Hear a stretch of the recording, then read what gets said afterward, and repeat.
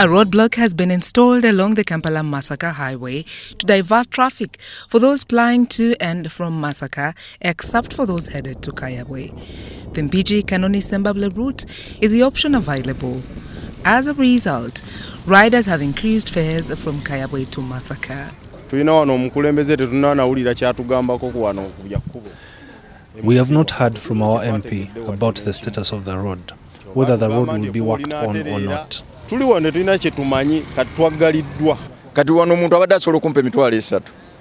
I would transport a passenger at 30,000 shillings from Kayabwe to Masaka, but this time going through Sembabule, it costs 100,000 shillings.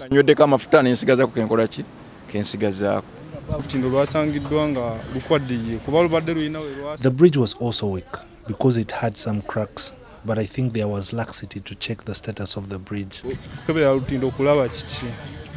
Some travellers have turned to alternative transportation methods, such as using boats, to travel from Kayabwe-Namirembe Shoal to Masaka.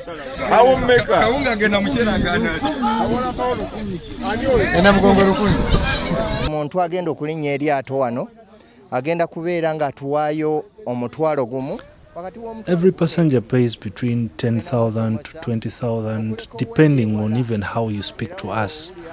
But we also consider where the person is going.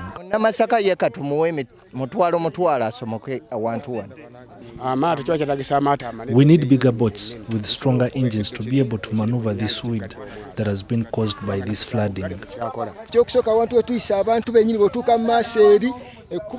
There are points where we reach, then we have to get off the boats and then push them to be able to proceed. It is really very tough for us.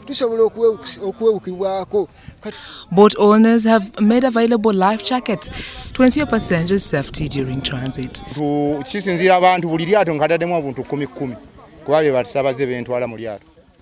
I have allocated 10 life jackets to every boat, though I request them to wear them properly to be safe since they have no strings on them. Akasente olw'okuba nti njagala omwana wange ogenda okujuza foomu siina kyakukola naye era akasente wali ku luguudo tubadde tukozesa 10,000 wano bansabye omutwalo gumu 2,000 ku nfuna yaffe nga bannakyalo sente nnyingi nnyo.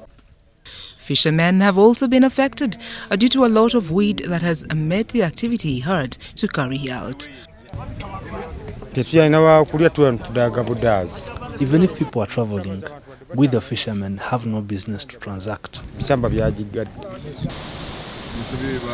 All this has been caused by the river Katonga, whose heavy flow caused the road to collapse, rendering it impassable. There is a good road from Kayabwe town that can take you to Kanoni or Kampala-Masaka. The road is good, and if worked upon, it can help us.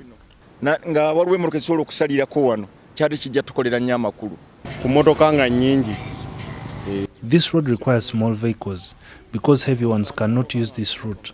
That is why most of the loaded vehicles had to go to the diversion point where people have to go through Sembabule. For now, no activity is taking place, though security forces and officials from the Uganda National Roads Authority continue to visit the area for assessment.